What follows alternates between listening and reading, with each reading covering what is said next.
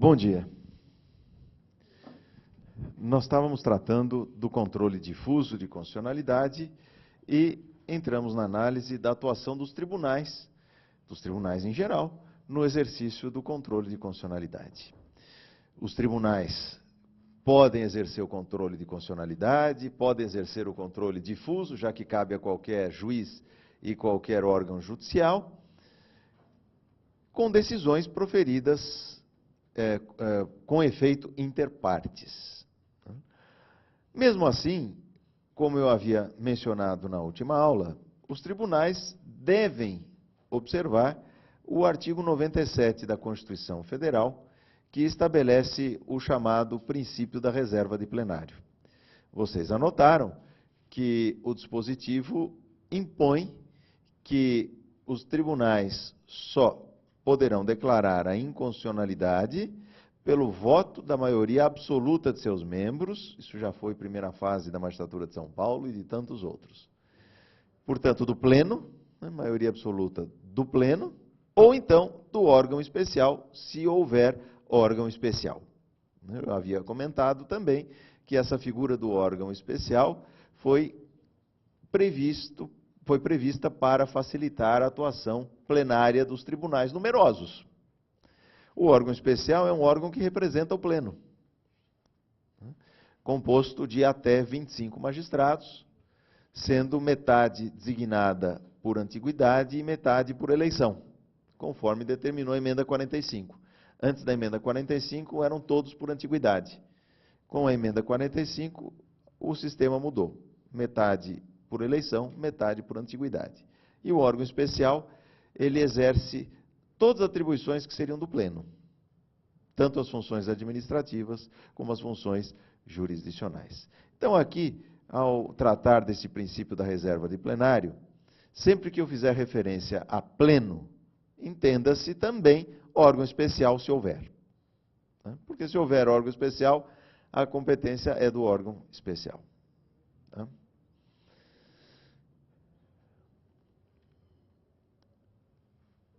O CPC, nos artigos, continuação, o CPC, nos artigos 481 a 482, o CPC, nos artigos 481 a 482, ajusta a atuação dos órgãos fracionários dos tribunais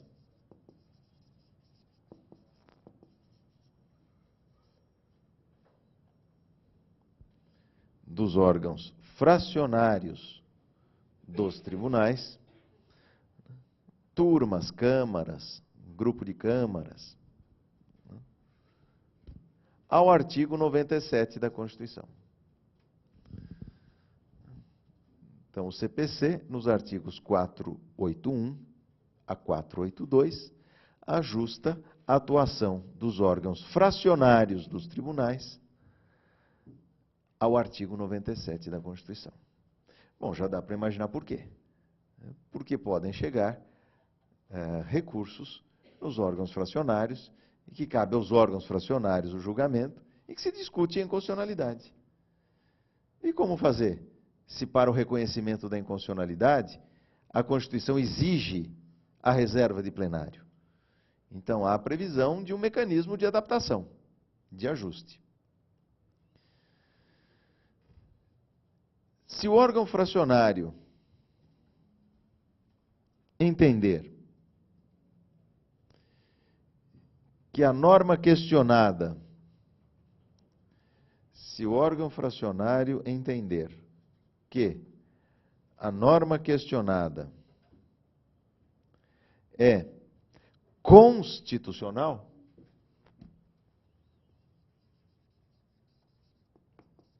constitucional,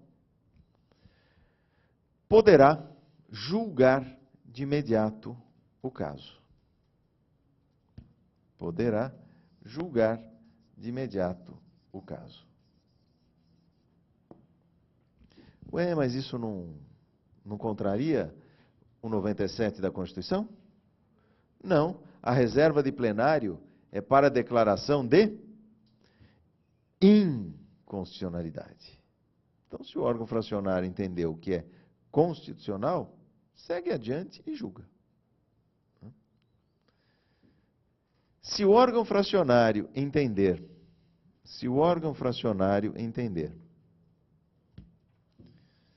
que a norma questionada é inconstitucional, que a norma questionada é inconstitucional, não poderá julgar de imediato o caso. Não poderá julgar de imediato o caso.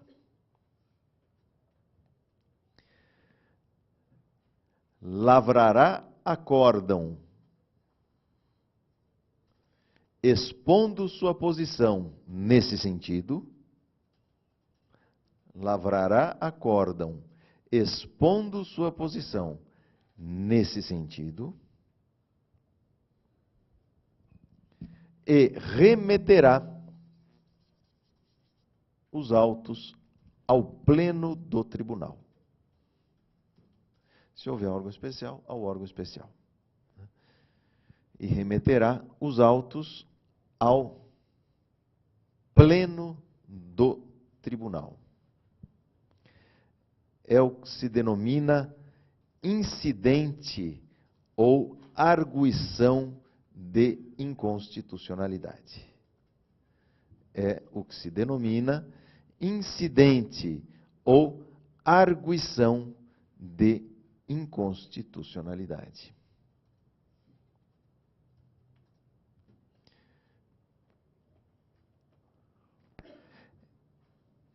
É o que Pontes de Miranda denominava de per saltum.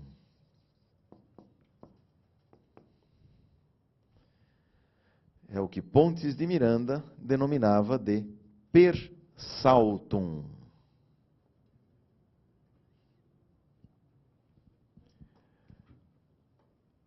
Per saltum. Ocorre verdadeira cisão funcional de competência. Ocorre verdadeira cisão funcional de competência.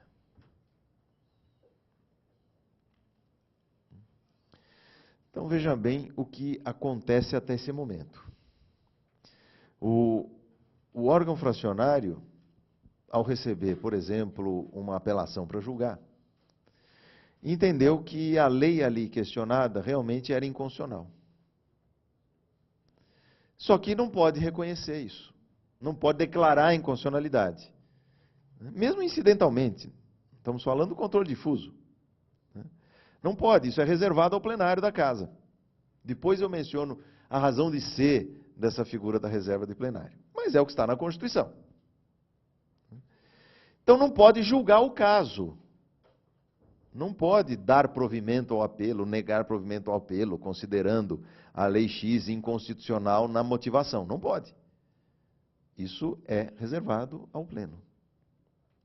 Então o que eles fazem na sessão de julgamento? É inconstitucional, é inconstitucional. Então a gente não pode declarar e, portanto, não pode julgar o caso. Então, é aprovado um acórdão dizendo que, segundo a posição que prevaleceu na primeira Câmara do Tribunal X, a lei tal, ali discutida, é inconstitucional por tal motivo. E no dispositivo desse acórdão constará a referência a um incidente de inconstitucionalidade suscitado. então esta primeira Câmara do Egrégio Tribunal tal suscita um incidente de inconstitucionalidade, remetendo os autos ao Pleno. É o que constará da parte dispositiva do acórdão. Na fundamentação, os motivos pelos quais aquela Câmara ou aquela turma considerou aquela lei inconstitucional. Não julgou o caso, porque não pode. Reserva de plenário, artigo 97. Então, só suscitou o incidente de inconstitucionalidade. E aí, manda os autos ao Pleno. Certo? O Pleno apenas analisa a questão da inconstitucionalidade e não o caso concreto. O Pleno analisa apenas a questão da inconstitucionalidade e não o caso concreto. Por isso que alguns falam, o tribunal, dentro do controle difuso, faz uma análise abstrata. Porque ali o Pleno ele não está analisando o caso concreto. A ação proposta pelo Paulo para questionar um determinado direito. Está analisando a inconstitucionalidade ou não da lei debatida naqueles autos.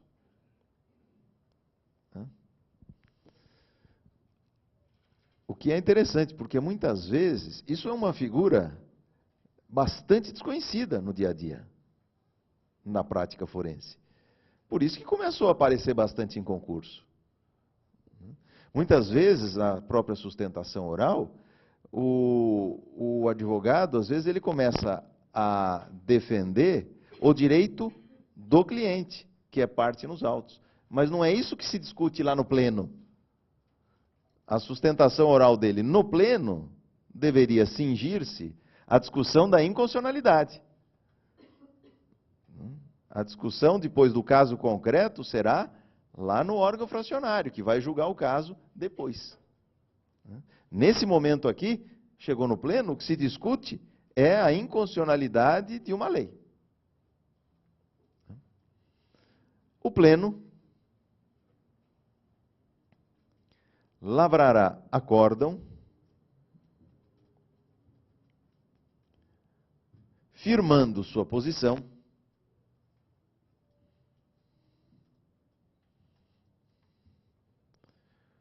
sobre a constitucionalidade ou inconstitucionalidade da lei.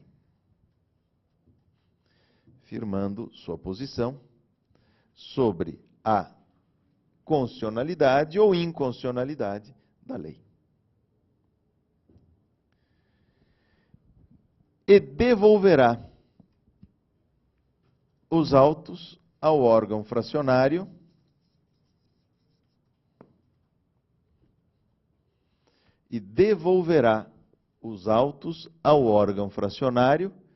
que julgará o caso concreto.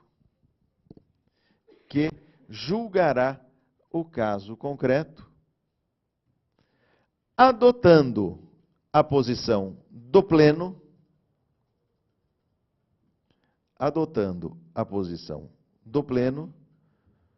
sobre a questão da inconstitucionalidade. Adotando a posição do Pleno sobre a questão da inconstitucionalidade.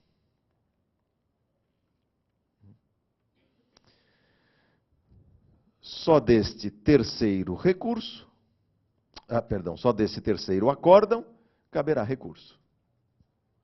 Só deste terceiro acórdão caberá recurso. Porque é esse que julga o caso. Os outros dois não julgaram o caso. No máximo que se pode admitir dos outros dois acórdãos é embargos de declaração. Só. Porque, pelo propósito desse instrumento processual. Pode ter ficado alguma obscuridade importante para entender o questionamento da inconstitucionalidade. Alguma omissão. Então, no máximo que se pode tolerar desse primeiro acórdão e desse segundo acórdão, embargos de declaração, só. Porque nem o primeiro, nem o segundo, nenhum dos dois, em nenhum dos dois houve julgamento do caso. Julgamento do caso mesmo é só o terceiro. Então, daqui é que se interpõe, eventualmente, recurso especial, recurso extraordinário, né? Se teve voto vencido, embargos infringentes, né? Aí sim. Certo? Vejam que é um roteiro pouco conhecido, como eu disse, e o desrespeito à reserva de plenário gera nulidade, nulidade insanável da decisão. É que muitos esquecem de pesquisar. Olha, foi julgado pela primeira turma do Tribunal X. Declararam inconstitucionalidade. Ué, não mandaram para o pleno? Não. É nula a decisão. Existem os casos em que isso é dispensado, eu já vou mencionar.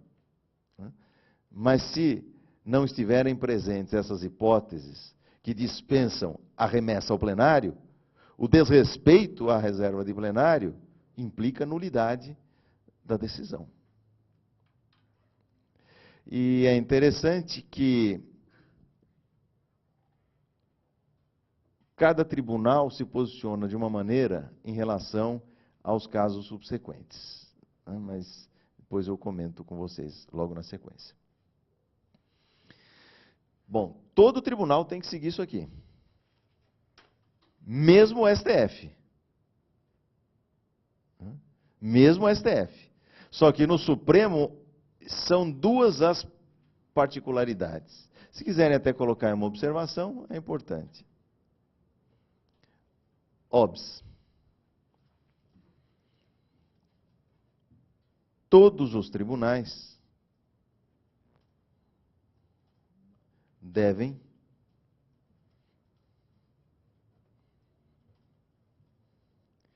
observar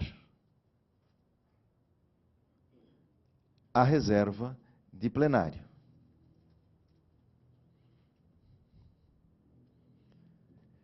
Inclusive o STF. Inclusive o STF, porque tem duas turmas, né? Tem dois órgãos fracionários. Mas no Supremo,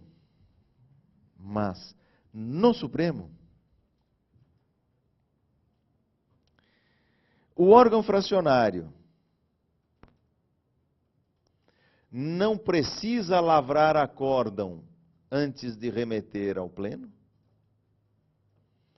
O órgão fracionário não precisa lavrar acórdão antes de remeter para o pleno o processo? E o pleno?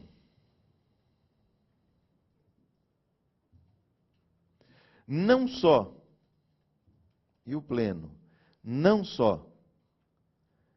se manifesta sobre a inconstitucionalidade, e o pleno não só se manifesta sobre a inconstitucionalidade, como também julga o caso, sem devolvê-lo ao órgão fracionário. E o pleno do Supremo não só se manifesta sobre a inconstitucionalidade, como também julga o caso, sem devolvê-lo ao órgão fracionário. São as duas diferenças dessa remessa ao plenário no STF e nos demais tribunais. Certo?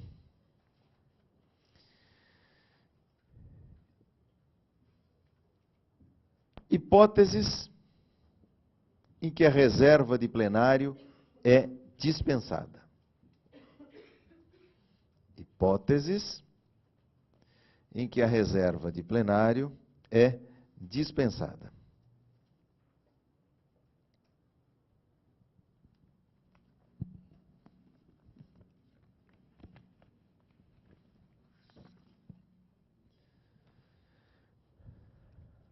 Primeira, se o pleno do próprio tribunal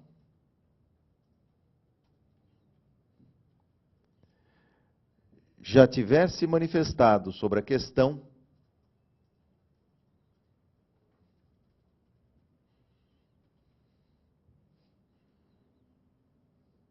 reconhecendo a inconstitucionalidade da mesma norma,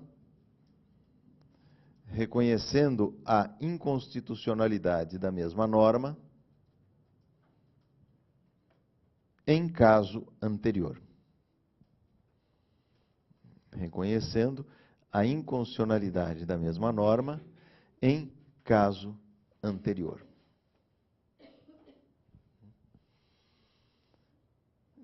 Então, já houve o julgamento de um caso, o pleno já considerou inconstitucional, surge um outro, envolvendo a mesma norma, o órgão fracionário entende que é inconstitucional, não precisa mandar para o pleno,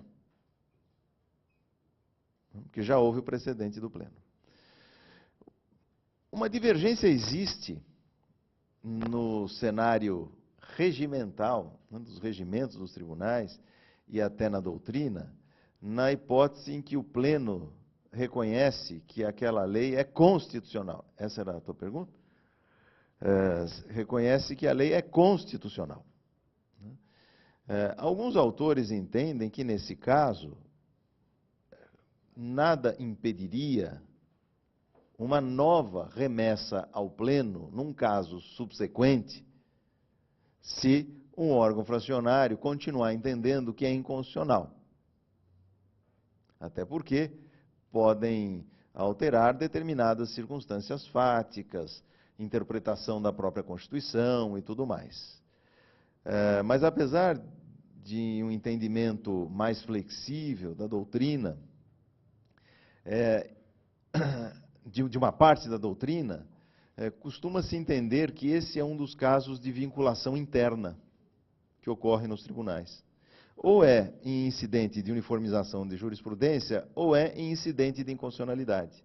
Se há vinculação interna, a vinculação interna ocorre tanto na manifestação do pleno, aqui, no sentido da inconstitucionalidade, como no sentido da constitucionalidade. Como a matéria foi tratada, por exemplo, pelo Tribunal de Justiça de São Paulo? Porque isso varia conforme o tribunal, inclusive. O Tribunal de Justiça de São Paulo, no seu regimento interno, artigo 191, diz textualmente: proclamada a constitucionalidade. Constitucionalidade. Ou não alcançada a maioria prevista no artigo 97 da Constituição, a arguição será julgada improcedente. Essa arguição de inconstitucionalidade, esse incidente de inconstitucionalidade. Então, se for proclamado que é constitucional, ou se não alcançarem simplesmente o quórum da maioria absoluta, o resultado será improcedência desse incidente, dessa arguição. E aí vejam o parágrafo 2º. Somente se houver motivo relevante, poderá ser renovado o incidente. Também outra norma muito desconhecida do TJ de São Paulo. Então, só se houver um motivo relevante, esse incidente pode ser renovado. Então, vamos supor que a Câmara entendeu que é inconstitucional, mandou para o Pleno. O Pleno entendeu que é constitucional. Surge um outro caso envolvendo a mesma lei. Um órgão fracionário insiste, entendendo que é inconstitucional, do TJ. Quer mandar para o Pleno? Não pode. O incidente não será conhecido, salvo se ele demonstrar motivo relevante. E aí é uma análise mais subjetiva. Já se tentou arguir motivo relevante em razão da mudança de composição do órgão especial. Porque muda a composição, a metade que é eleita, Então poderia pensar de outra maneira. Mas o TJ não admitiu. O órgão especial do TJ não admitiu isso como motivo relevante.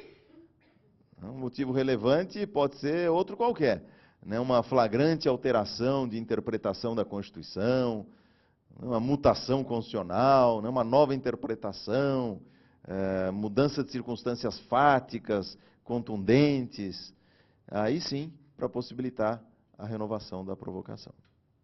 Certo? Então, a declaração de inconstitucionalidade pelo Pleno, não há dúvida que vincula para os casos subsequentes. A declaração de constitucionalidade, a divergência na doutrina, cada tribunal tem seguido uma postura. O TJ de São Paulo entende que também a declaração de constitucionalidade vincula, né, nos casos subsequentes. Né? Então não pode ser mandado de novo para o Pleno, salvo se houver motivo relevante. Né? Segunda hipótese de dispensa da reserva de plenário. Segunda hipótese de dispensa da reserva de plenário. Se, em caso anterior,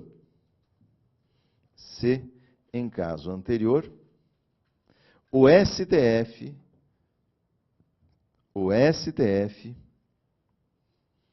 no exercício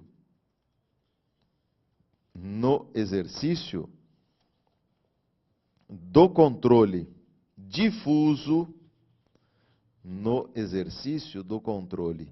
difuso,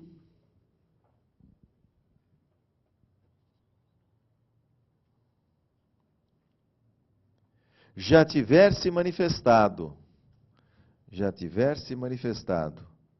no sentido da inconstitucionalidade, da mesma norma.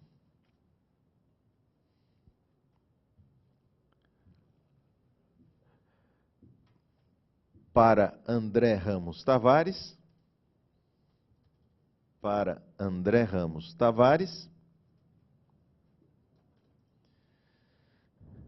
isso é uma consequência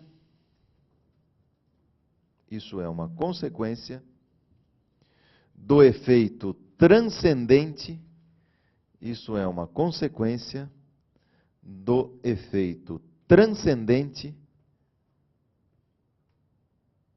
das decisões do Supremo.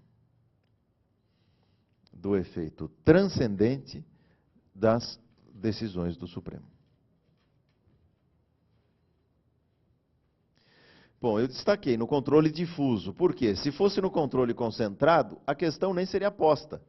Porque no controle concentrado, as decisões do Supremo vinculam. Então, nem haveria que se cogitar rediscussão dessa questão. No controle difuso, enquanto não mudar a posição do Supremo, suas decisões não vinculam. Salvo se houver súmula vinculante, mas é outra história. Não é disso que eu estou falando. Surge uma decisão do Supremo, no controle difuso, julgou um recurso extraordinário, a decisão não vincula.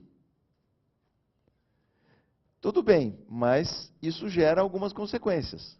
Se, em casos subsequentes, envolvendo a mesma matéria, em um outro tribunal do país, um órgão fracionário entender que aquela lei é inconstitucional, ele não precisará mandar para o pleno do seu tribunal.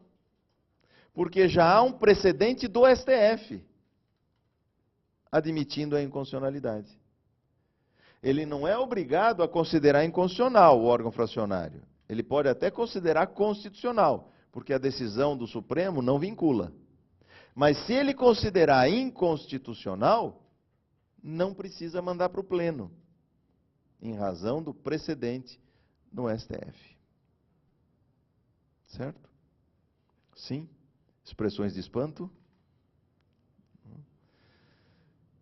Terceira hipótese de dispensa da reserva de plenário. Se o processo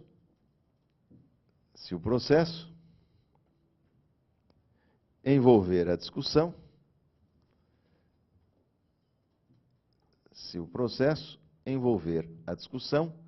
de lei anterior à Constituição.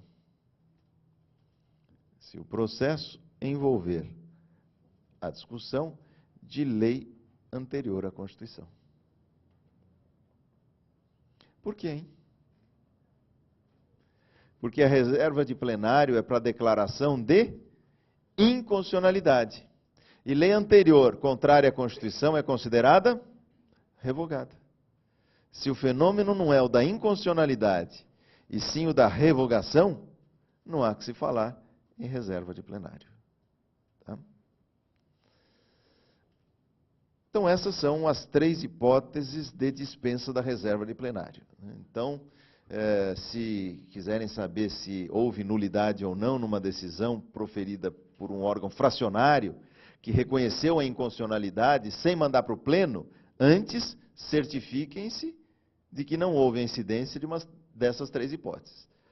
Se já não há um precedente daquele mesmo tribunal, do pleno do tribunal, se já não há um precedente do Supremo, e se a lei questionada não é anterior à Constituição. Tá? Obs.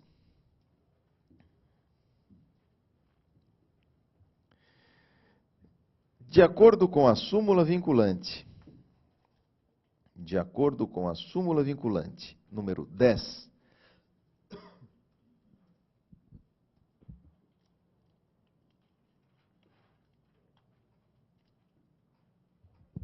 de acordo com a súmula vinculante número 10,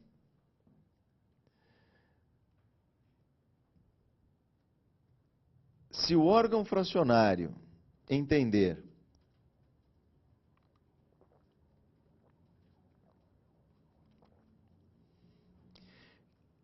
que a lei questionada não deverá ser aplicada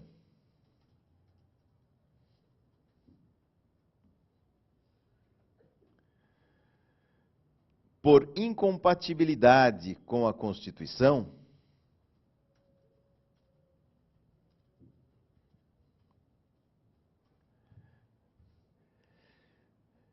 mesmo que não mencione textualmente,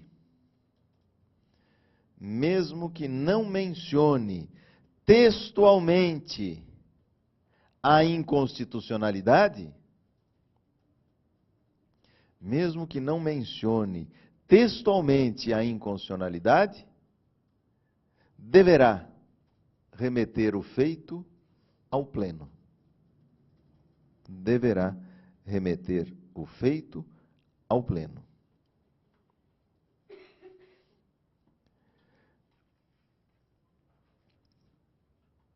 Para o STF, vou usar aqui as expressões do Supremo explicando a própria súmula, tá?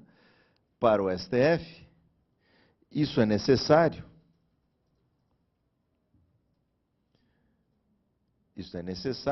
Sempre que a decisão se fundamente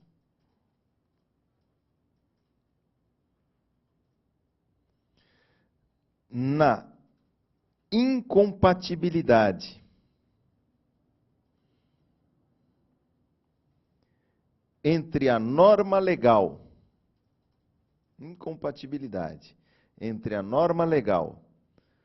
tomada como base dos argumentos expostos na ação,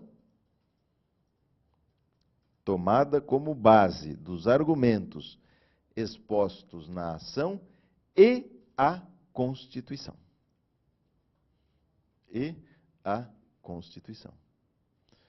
Olha aí que súmula vinculante interessante, que tem gerado polêmica. O Supremo ganhou com isso uma enxurrada de reclamações. Uma das partes entende que houve respeito à súmula vinculante número 10, propõe uma reclamação no Supremo. Por que o Supremo aprovou essa súmula vinculante? Porque vários órgãos fracionários de vários tribunais estavam dando o jeitinho. Para não mandar para o pleno, expunham toda a argumentação no sentido da contrariedade à Constituição. só não falava textualmente em inconstitucionalidade da lei. Aí o Supremo disse, pô, peraí, se a base da fundamentação é essa relação de incompatibilidade, isso na prática é inconstitucionalidade. Então, se deixou de aplicar a lei no caso concreto por esse motivo, não pode, tem que mandar para o pleno. Tá? Intervalo. Hoje você veio de Penélope Charmosa, hein?